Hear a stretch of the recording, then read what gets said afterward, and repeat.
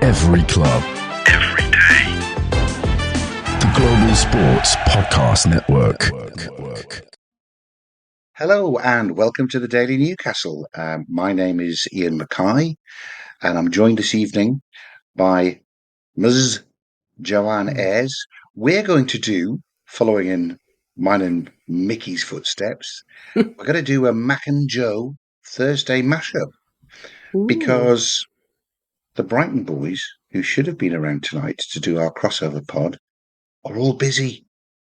Let's be honest, they're probably not scouting out potential places to stay in Europe next year. Although who knows? There could be the 8th and 9th places to get it, and then they would be. So let's not be harsh. Let's give them the benefit of the doubt. I have put a marker down to try and get to talk to them on Friday so we could get a bonus crossover podcast out on Saturday morning. So look out for that one. It is the Brighton boys, though, and we've not heard much from them for weeks, so we're not expecting a great deal from that. Instead, Joanne and I are going to try to avoid talking very much about the game against Brighton because the guys are going to do a preview tomorrow night. But I don't think we can have a mashup and start talking about Newcastle for a little while, Joe, without first addressing the question, is this Brighton game the most important game that Newcastle has left this season? What do you think? Strangely enough, I had this exact conversation at work. Was it yesterday or today? I get my days mixed up anyway. With Donna, who I regularly go to the match with.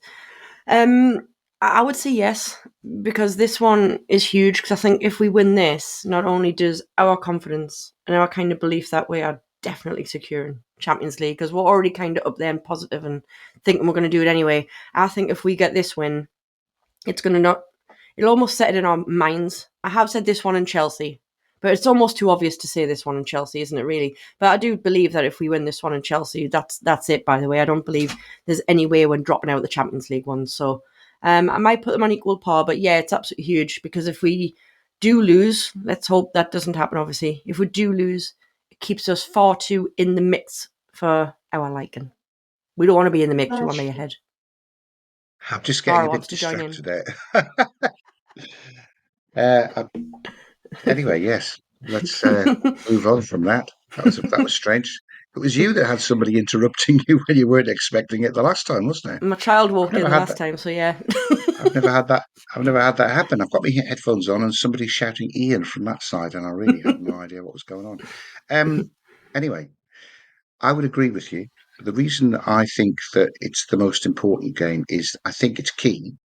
I know in our minds we've kind of marked this one down as one that we might lose because we've got such an awful record away at Brighton. And even losing it, we think there's enough in the remaining 3 games for us to be able to secure Champions League places. Therefore, a win at Brighton or a win at Arsenal, I think puts us on 9 points, which definitely gets us into the Champions League. So I would agree with you that this is key for us, because it's almost like it's a free hit, because we can still do it if we lose here, but if we pick up a draw or we win, I think it makes us more and more secure. We're fortunate, and normally it's us that's been chasing the people ahead of us, but I think we're fortunate in that we are ahead at the moment, and rather like the win against Ipswich, which we were expecting, puts the pressure on the other teams to make sure that they win their games. And I know that Forest got a really awkward one on Friday at home to Brentford. I think the game in Brighton, if we can get anything from it, will also be cranking up the pressure on the teams that have got awkward fixtures now. Yeah. Is it this weekend that Chelsea's awkward fixture is away? Is against Liverpool? Is it? Oh, I haven't even checked. I'm trying, when you try to remember too many things, unfortunately, for what's happening ahead. But you've got, I think the Sunday's the more interesting day, isn't it? Yeah, so Chelsea are at home to Liverpool.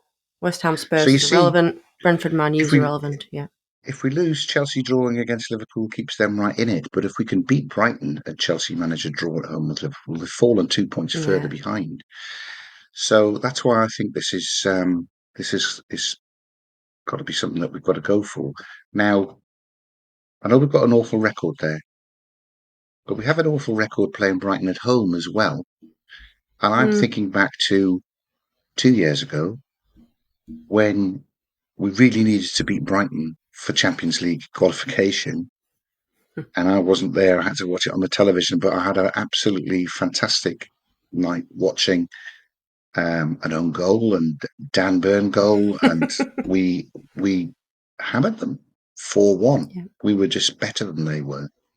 Hmm. Now, I've seen Brighton do that to us since then, so I'm not saying that's what's going to happen, but we are in cracking form. So, We are.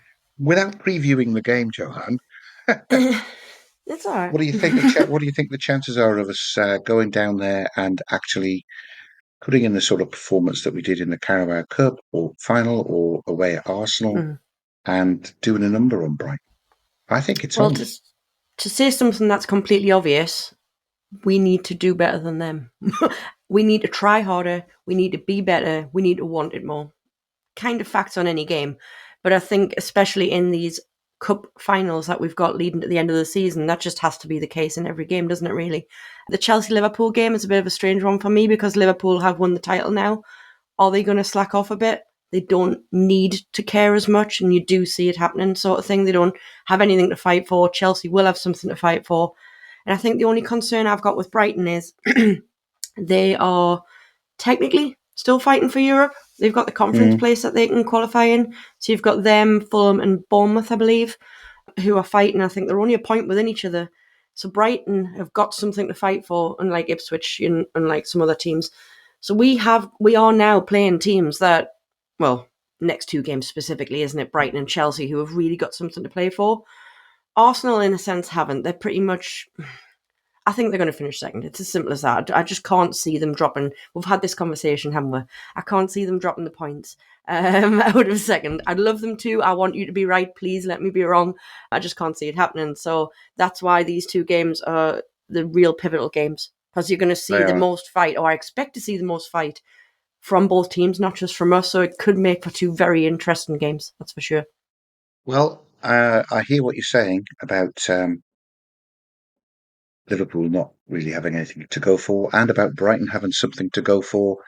But the same coin as that, you missed out chasing those European places. Brentford aren't that far behind, and that could inspire them to continue their fantastic away form and do Forest for us. We'd love to have Forest lose at home, actually, like they did against you're Everton. right. Brentford have got a game in hand as well. Sorry, I forgot about that. Because the last time I looked at the table, Brentford are like 5 points behind Brighton. But if they win the game in hand, they're only 2 points behind Brighton. So they are right in the mix too, aren't they? Yeah. So come on. Come on, Brentford, Bournemouth. Come on, Brentford. Come on, Bournemouth. Particularly when Bournemouth are playing at Arsenal. And Bournemouth need those points too. So it is so tight for those European places, whether you're at the top end chasing for Champions League or at the bottom end chasing to get into the last place or two. And hopefully that'll inspire them to start taking points off our rivals. What we don't want is for Brighton to be inspired to take points off us in that race, which seems like an obvious thing to say. But yeah, I was going to take part in that preview podcast tomorrow, but unfortunately I'm not able to. So that's why I just want to get my little bit in. Can I just say I think that Newcastle will win 3-1? Did you know I was going to say that? You never did. That's something for you to mention on tomorrow's preview. Go on, then I will for you. I'm going for a Newcastle 3-1 win, which is very close to when we beat them 4-1, and also close to when they beat us 2-1 in the FA Cup. So why not? Right. No more about Brighton because we're previewing it tomorrow, but I do think it's a key game. It is the key game. And I guess Eddie would say the next game is always the most important game. And I think it's proving to be that. I think if we'd lost at Brighton and then lost against Chelsea, we might be really struggling to be worried about the last few games because we don't want to get dropping out of it. Right. Thanks for that, Joanne. I'm going to go and click the button so that Ken Davis can tell us all about Bioniq. Your body is unique. And Global Sports Podcast Network has partnered with Bioniq, the world's most personalised supplements. Bioniq provide 100% tailor-made supplements designed to deliver precisely what your body needs at exactly the right levels to optimise your health. No guessing. So click the link in the show notes. Use the code GSPN2025 for 40% off your first month's subscription. Bioniq. Don't settle for off-the-shelf solutions made for just anybody. Get what's right for you right now. There is a huge gap there that I almost started talking in the middle of. I know. It nearly caught me out that time, and I didn't even realise until he started speaking again. I'd forgotten about it. My word. Dead air, that, Ken. You really ought to be better than that. But we'll let it go. Now, part 2 of the Mac and Joe Thursday mashup.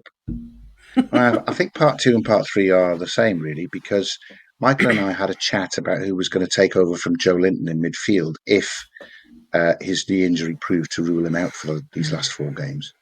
I still haven't heard anything on that. Have you heard anything on that? Nope, not at all. No. Well, in this case, no news is probably bloody horrible news, although it is only a fortnight that he's going to have to rest for, and then the season's over. True. And in that discussion, we went through the 3 midfield options, and I think we thought that Lewis Miley was the one that for the future that we wanted to play because he'd be part of it all next year. Yeah. We thought that Sean Longstaff wasn't, and his time was done, so we were going to sell him. And then in looking at Joe Willock, who was the first choice when we played Ipswich, we kind of said, hope it's Miley. It could be Willock, but actually at the end of this season, Willock might well be somebody who we can get a decent fee in. In fact, Michael's already got a signing for Crystal Palace, by the way.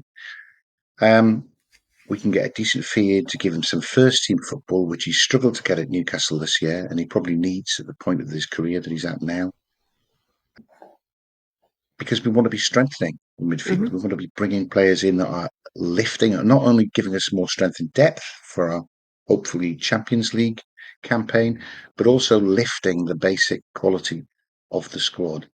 So, who else in that first team squad needs to go?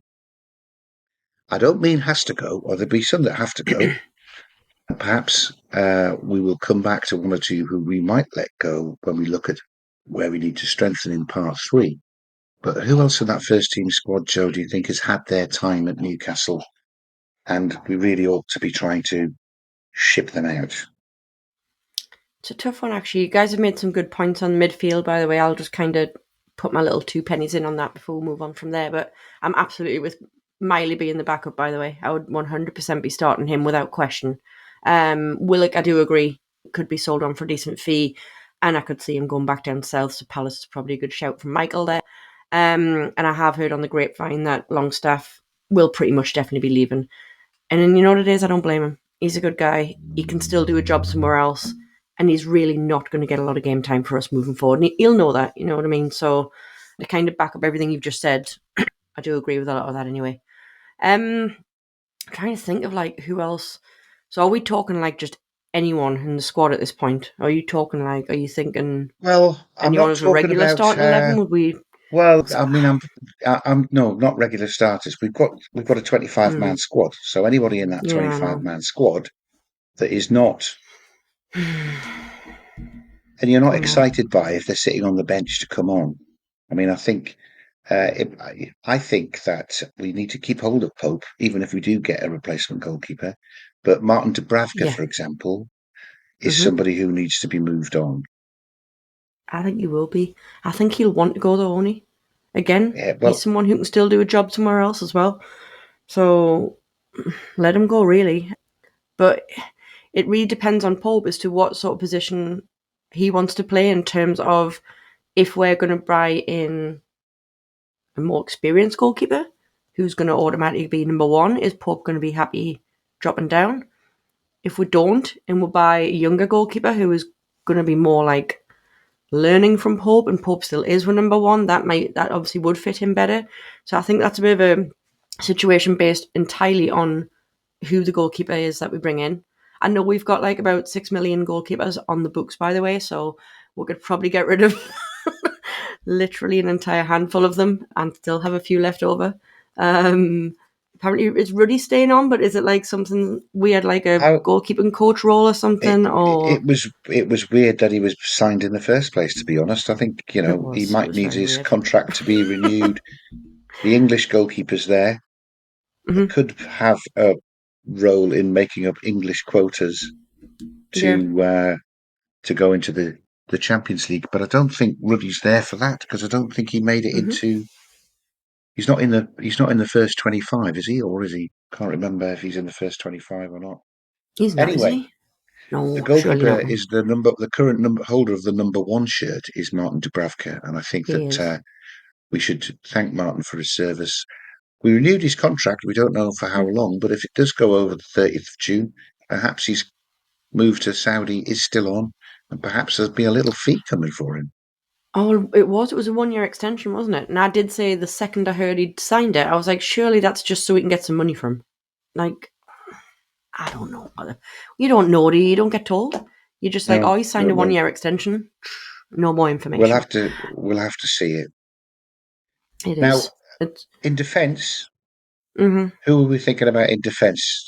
I would hold on to Jamal Lascelles, and I know he's just signed his 1 year contract He has, extension, yeah. so presumably they are doing that. But Mm-hmm. what about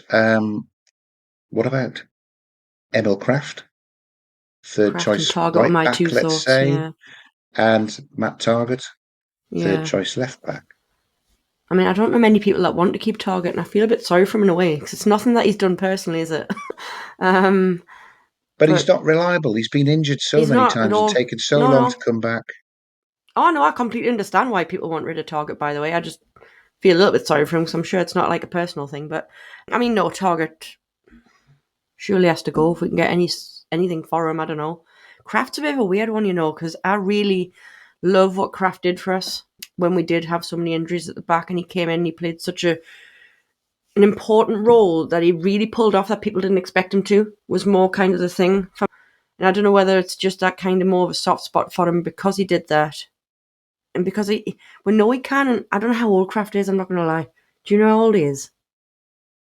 I'm not sure. He's still a current Swedish international, and he's never let us down when Yeah. he comes on. Like, I I don't think like he's him as too well. old, is he? You know what I mean? It's not like he's No, literally at the end. I know he's not young, but he's not like at the end of his career. I'd keep him personally, but I know a lot of people who would probably say, well, it could be someone we can get off the books. The talk of Miley going, by the way, because I know we've touched on Miley very briefly, but this whole talk about Miley going over to like Germany and stuff at the minute, that would be so much more of a worse move than even selling Anderson. And we were upset at mm, selling Anderson. You know what I mean? I well, I can't. think in that first uh, press conference back from his bout of pneumonia, Eddie Mm, was totally dismissing any talk of loaning Miley out and Osula as well, by the way. yeah, So he can't go I now. do think that they both came on at the same time against Ipswich, didn't they? And Osula just double Hmm. underlined why he should be first choice replacement when Yeah, it comes to giving Isak a bit of a rest. I think we've touched absolutely. on Callum Wilson there, who of course is out of contract. Eddie's a massive fan, has been for years. So Hmm. is there an extension there? Personally, I don't think so. I think we should thank Callum for his service. We keep our fingers crossed he comes on and gets one more goal to get to 50 before he Oh leaves. no. But Yeah. Callum Wilson's time is surely over. Yeah. I think it's desperate times if we're wanting anything more from him at the minute. He'll obviously have big expectations because it's just the guy he is and his kind of attitude, which is brilliant. But his body just isn't playing ball. It hasn't played ball for a long time. And we've already, again, had this discussion that Osler should absolutely be back up to Isak until we make any more purchases in that kind of area of the pitch. Mm, But again, and again, this is all talk. This is where I wish we just kind of knew more factual information apart from all the booms that you hear on social media and stuff. But again, there's talk about even Wilson being offered another contract, and you're thinking, surely not. Like, surely that is just a massive rumour. I know Eddie's a fan, but is Eddie a fan just because it's almost like a type of love affair type of fan, if you know what I mean? I'm not saying they're lovers, by the way, before anyone wants to No, twist my words there. But you know what I it's mean? almost like a family member kind of a thing, That's really. what I mean. Yeah, like he's all right. He loves them, but you can't just keep someone at the club because you love them. So no, No, I think it's time for Wilson to thank him very much, obviously, for what he's done. But yeah, it should be over. the last one I was going to ask you about, and we'll Hmm. have a little break, the advert, and then we'll talk about where we're going to strengthen, and maybe Cool. some more will come out there. Was Harvey Barnes? There has been talk of him going out, and him being superfluous because we've got Anthony Gordon down the left. We've got a Hmm. couple of good young left-sided attacking players in the under 21s. Do we need Harvey Barnes? Is that a luxury? I mean, my personal opinion is that's the strongest position in the team when you've got two players for that. And we are looking, I think, to have Hmm. two interchangeable players for every position. That's how you've got the Yeah. strength and depth to Yeah. cope with a European campaign. So I Hmm. would keep Harvey Barnes. And I mean, I think he's played himself into me Yeah. thinking that since the Carabao Cup final. He's been Yeah. excellent. I 100% don't want to lose Barnes, and if I'm honest, I didn't want to lose Barnes even before he's went on his recent run. So now that he's went on his recent run, I'm like all for keeping him. But as you've just said, if we're talking about qualifying for Champions League, yet we're sitting almost trying to whittle down a squad that really is fairly thin anyway.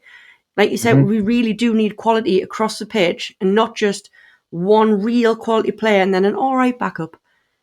Come on, man. If we want to be a big game player, one of the big six, we'll never be one of the big six because they'll never allow us to be.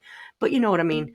If we Yeah, want to we be want to be constantly challenging them. competing, yeah. So I mean, you're challenging for Europe. Eventually, you want to try and challenge for the title. We want to keep challenging for cups. We cannot work on a paper thin squad. So I think as long as the likes of Harvey Barnes are happy to stay, and knowing fine well that it takes a lot of hard work to stay in the first team, then brilliant. But I think that's how it should be. There should never be a given that someone that's our left winger, and that's it. If he's injured, then someone else comes in. But otherwise, that's our left winger. I hate Mm, that. It should just be whoever's hurting the most. I was going to say sorry, working hardest the most yes, and playing well, and just again on form. You get picked on I form, agree. performance, whatever you want to call it. But yeah, so 100% want to keep Barnes based on all of that. Yeah. Well, I think unusually after the turgid, bloated squad that Steve Bruce managed to assemble, and where we couldn't get rid of anybody, I Mm. think with Almiron going and the guy who was only there for just who was the centre half? I've forgotten his name already. He's at Juventus now. Him. I was just watching him I on know, Sky it's amazing. Sports. Lewis, Anyway, Lewis somebody, isn't it? Jamal Lewis. No, Yeah. I didn't mean Jamal Lewis. Is he still? He's got to go. He's just got to be released. His contract must be finishing. No, I'm talking about Oh, Lloyd was Kelly. Jamal Is Lewis, who I'm wasn't it? talking about. Oh, Lloyd Kelly, man. I'm Yeah, talking about that's Lloyd awful. Kelly. Yeah, sorry, it is Lloyd Kelly. I've literally just Those been two, watching him on the TV before as well. those two guys were part of the squad. So we're too short Mm-hmm. in the 25-man squad. So there are gaps for people to come in. We're not having to sell before we've got space to bring anybody in, Mm-hmm. which is why it's interesting to look at who else might get shipped out because it kind of sees whether we're going for 3 or 4 or 5 to strengthen the squad. We're overrunning a bit, Joanne. I'm going to stop and ask you to give us the Zencastr ad with your distinctive Geordie twang. Me proper dulcet tones, like. Um, Mm. Ooh, here at the right, hang on. Here at the Global Sports Podcast Network, we spent a lot of time selecting our delivery platform. Zencastr came out the clear winner with 4K video recording from your phone and AI editing that automatically removes all those ums and ahs. It's super easy to start a podcast that sounds great and is delivered efficiently. If you're ready to tell your story, check out the link in the show description to learn more about Zencastr. And there we have it. If I'd played the recording, we would have been talking about Zencastr again, which, We would I have mean, said I don't really understand Zencastr, that word. don't you know? Zencastr, indeed. So, where do we need to strengthen? There are some obvious areas that we should talk about because people are already talking about who they're going to get. I would Mm. say if I had to bring 4 players in, let's say, it would be a right winger first, it would be somebody to replace Longstaff and Miley in midfield. Second, Miley? not Not Miley. Miley. Willock? Longstaff and Willock. Yeah, I think they'd have them in second. A centre half, but I think we might be ahead of time looking for a centre half. If I there's not the right know. one It seems to be a available, popular because choice, the centre half thing. we can't get rid of any centre halves, and we don't want to get rid of any centre halves. Mm-mm. And Shah and Byrne, with Botman coming back, gives us plenty of options, I think. I don't know. It's not Is that the desperate at all. controversial part of our discussion? Is we don't need a centre half? I don't think it's a desperate. It's a popular one. I've seen a lot of people talking about getting the centre halves in, and there's still obviously massive talk on the Gahey thing. I wouldn't reject the likes of Gahey coming, I suppose, because all jokes aside, I do think he could do a great job for us, and Howe would have him whipped into shape something brilliant. But that does mean the likes of Cher would probably kind of drop down a bit, and I do appreciate he is getting older, and he can't probably start every single game moving forward. So maybe that's why they talk about it. I don't know. But I don't think it's the position that we are desperate to look at, if I'm honest. My opinion would definitely be still a right wing. I know obviously we're on peak Murphy time at the minute, but even Murphy will know he's peak Murphy, and this is going to end at some point, bless him. It would be If he amazing if he can't play goes into every, next season. he can't play. Mm? He can't play every game if we're going to be competing into the latter stages of the Carabao and the FA Oh, God, Cups, no. and 8 games minimum in the Champions League. Yeah. Murphy can't play 72 games. But it goes And back to what we've just been saying, though. We need kind of that strength and depth yeah, across everywhere. well, Because at the minute, we don't really have a strength and depth on the right wing, even though we do have no. flexibility between Barnes, Gordon, Well, and whatever. he's trying to sort of hammer Barnes and or Gordon over on the right, and neither of them looks happy doing it. Neither of them is anywhere near as good coming down the right as they are down the left. Goalkeeper, certainly if we Yeah. get Dubravka moving on, and he was almost in Saudi back in January, I think that's where he'll go. So we Yeah. need a goalkeeper. Mm-hmm. If you believe some people, James Trafford's already got a locker assigned in Deal the signed, changing eh? I room, know. Apparently. but We'll we'll see, have to yeah. see how that goes. Yeah. Yeah. 1 years of experience where he had to have some sort of PTSD therapy before he got through to the end of the last season he played in the Premier League. So, I'm not sure that's the right choice. I think we need somebody 3 or 4 years older, who has played Champions Yeah. League football. That's who I would go and get. Yeah. And then also, what about a forward to cover for Isak? A Callum Well, Wilson, who still has the sort of skills that Callum Wilson had 2 years ago I mean, and we've isn't talked made of about the glass. likes. Well, there is that as well. I mean, we've talked about the likes of Mbeumo, haven't we, a million times over, who obviously is a right winger, but can play in the striker role. So again, that gives a lot of flexibility across the front. And I know we've got Gordon who can technically play there anyway, but we prefer Gordon to be out left, don't we? So it's a funny one. Do we buy an out-and-out striker, or do we buy someone like Mbeumo? Great if him, if not someone else. But you know what I mean? Who can be a bit more flexible, so we can just keep kind of mashing it up across the front three. Obviously, Isak is always going to be predominantly our main striker, all going well and he's not getting injured. I don't know. I'm all for signing Mbeumo regardless, by the way. And then Mr. Murphy can be his understudy. All jokes aside, and I used to say Mbeumo was going to be Murphy's, but it will be the other way around. Mm. But I again, like it's a tough Alanga. one The because, more since Kev oh picked God, Alanga out Elanga's as fantastic. the top of his list, I've been watching him a bit more closely, and I do think he's excellent as well. You couldn't buy Alanga and I Mbeumo don't though. think he would leave. Do not think Elanga would leave for us. I think we've got a better chance of getting Mbeumo, personally. Yeah, What do you reckon? and Do you reckon Elanga would leave Forest? well, You reckon? I think Elliot After the Anderson would season have they've a just word with had? him and tell If him they to make go. Champions League, do you think he will? No, I don't. That's what I I mean. think they need Champions League to hang on to a lot of their players. That's what I mean. But But that's like, Cunha, if we both Cunha finish looks like Champions he's League, going. Cunha looks like he's moving from Wolves. he does. He's almost said he had, and he can play on the right. He can support the midfield. He would Isn't be he a. linked heavily with Man U, though? I know, But but what isn't does it? that? I think it's Why his would he camp go that are there? pushing. I don't know, it's him wanted, by the way. I think it's his camp are kind of pushing massively for it. It's going to be money, isn't it? His agent was probably going to get a ton from Man U, so he'll probably push for that, won't he? That's what the talk is anyway. Well, if Man U actually managed to win the Europa League and qualify for the Champions League, then then that would work. I think they've got to win that, haven't they, really? They really but if they don't, Mm. and where's their games tomorrow night, I think, isn't it? Thursday night, their game. Mm. And it's a horrible game, Atletico Bilbao. That is a tough tie. If they don't get through, then they're not in Europe at all. I mean, they wouldn't even qualify for the bloody song contest where they're going to finish.